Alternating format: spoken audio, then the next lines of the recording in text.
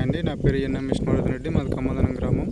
కమ్మదనం గ్రామంలో survey number 131లో 9 ఎకరాల 13 గుంటలు మేము ప్రస్తుతం మొక్కజొన్నల పంట వేసామండి.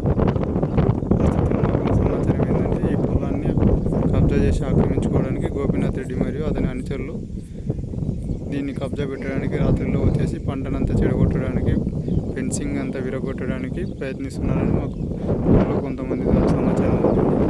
మేము ఇక్కడ గత కొన్ని సంవత్సరాలుగా పంటలు పండించుకుంటున్నామండి. ఇది మా తాతల టెనెన్సీ ఆస్తి అండి.